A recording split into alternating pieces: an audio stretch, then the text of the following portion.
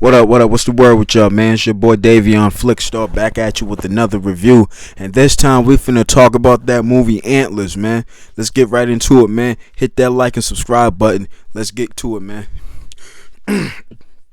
So after 2 years of being delayed after the trailer dropped, we finally get Antlers. Now last night I finally this is one of the most anticipated movies on my list. I always wanted to see this movie since the trailer dropped back in 2019. We waited and waited and waited. We didn't get a release date. I seen a lot of anticipation for the movie. I seen a lot of hype around it. However, we're waiting on the release date. Comes to find out, it got postponed, and that's because of COVID. So I finally was able to see the movie. I had a long day after work, after working both jobs. I was contemplating. I was in between going home and getting some rest or going to see this movie. I said, F it, and went to go see Antlers. Now, Antlers, to me, this is my perspective.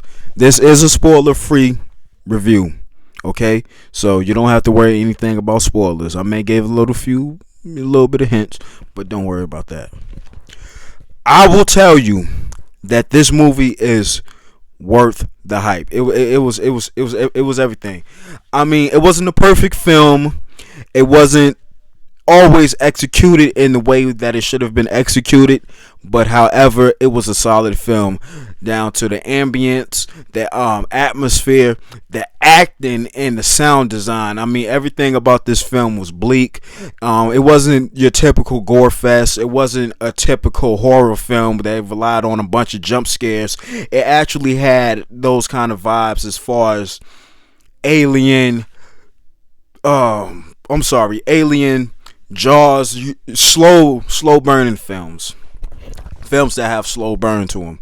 Now, however, throughout this film, like I said, it wasn't a perfect film. I do feel like some things could have been better executed, and I do feel like some of the story could have dove more into the background of certain characters. I heard a lot of people complain about the lack of indigenous people within the film. I do agree. I felt like there should have been a bit more representation. But however, the atmosphere kept, the storyline itself kept everything intact. It didn't make it the perfect film, but it was a solid film. It was one of the most, I would say it was one of the most gruesome, graphic, violent horror films that I've seen in a long time. And now some of you may think, oh, I'm bugging, or that I'm tripping, or I'm reaching, but that's how I felt. I mean, I watched this movie. I seen this film last night as an early preview. So if you didn't watch it, make sure if you like horror film based on folklore and mythological spirits and creature features, this is the film for you. This is not a typical Hollywood film. It didn't hold no punches, no politically correctness, no super wokeness. It had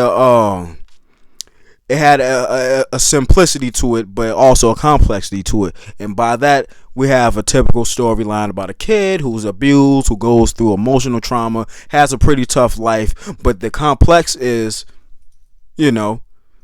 Wendigo. Now, Wendigo is a mythological creature. Well, not a creature, but a spirit that in the form of a mythological creature. And if I'm not mistaken, he is someone that takes over the soul. So it's spiritual from the indigenous people, the Native Americans. I enjoyed the bleakness of the film. I enjoyed the intacts. I mean, like I said, it's not a gore fest, but whenever you do see gore, it is quite rewarding. Now, as far as the sound design is some of the best. I'm not going to say it's some of the best, but to me, what I think is some of the best, and how I think certain sounds should be presented in a movie. I think they did an awesome job with that one.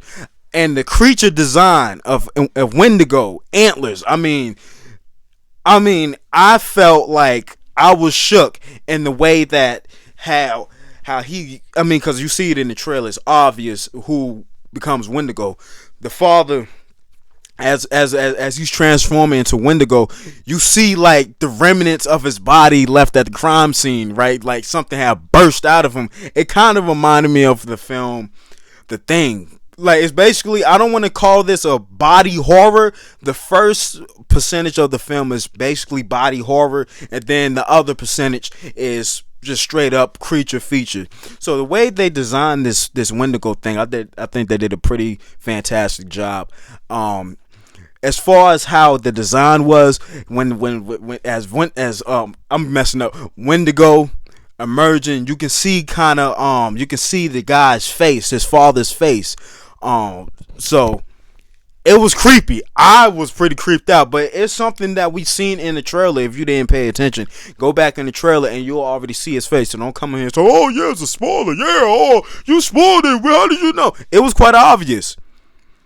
And and I'm not always a fan of films stating the obvious, but this was obvious enough that this what happens in the beginning of the film. Now, some of you may say, well, it would have been a game change. Well, not a game changer. It would have been better if we found out that's who he was in the beginning of the film instead of having it. But so what? So the characters, the little boy Lucas. I want to see that little boy in more films. I want to see him. His acting was fantastic. Kerry Russell did a great job. I forgot that man's name. Todd from Breaking Bad did also a great job. And that ending, but we're going to get to that in a minute. Now, I say a lot of good things about the film, and I think it was a solid film. However, when it was time, when the conclusion and the climax occurred, I felt like it wasn't really also rewarding, but however, it was still something solid. It gave us something, but we could have got a little bit more as far as the climax scene. I'm not going to really get into detail, but as far as like coming up with a resolution and coming up with something, how, that's a spoiler, but I'm not going to get into that. I'm sorry. But the climax of the film, I felt like could have been a bit more, I don't want to say written better, but I felt like there could have been more added to it, some intensity added to it. But however, solid film. The jump scares were appropriate. They were actual jump scares. There was some scares in the film where I would jump like, "Ho!" It just made me just jerk out my seat. I mean, well, I'm a scary person. I mean, I don't like jump scares. Don't jump out at me. But that's a different story. Story was pretty consistent. The story arc was consistent.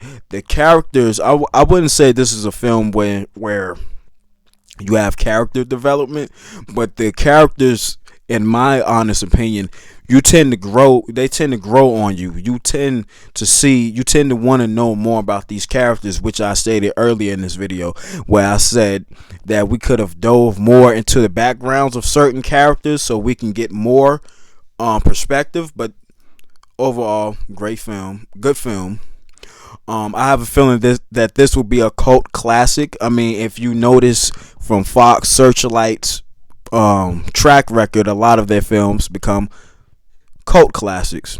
Now, as far as Kerry Russell's character is concerned, I like how they both, her character and Lucas, both relate to each other as far as enduring traumatic pain, and with Lucas now I don't want to say, but with Lucas being more close to Kerry Russell's character, she and him will be able to build a bond. They will be able to have an authentic bond. She'll be able to give him some game on how to heal, even though she's healing herself. But I would have loved to see more story from her character.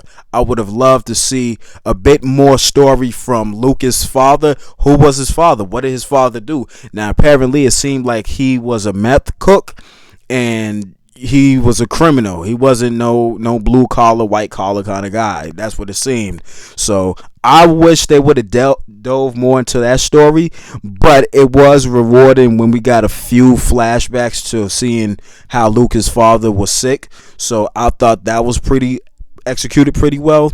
but nonetheless, I'll give this film an 8.5 out of 10. I thought it was a solid film. Wasn't a perfect film, but I feel like this film will be talked about in the years to come. That's my review for Antlers. Y'all let me know what y'all think. If you enjoyed the film, drop the comments down below. Subscribe to my channel. Hit that like button. I will definitely be having more content coming soon. And be on the lookout for the BMF prediction video tomorrow. I will be doing my first prediction video, although I should have did it from episode 1, but that's okay. I have a prediction, and I'm going to try my best to push those out for you. But y'all be easy out there. Y'all have a good weekend, man. And happy Halloween, man. If you're looking for something scary and crazy to watch, man, go check out Antlers, man. You won't be disappointed, man.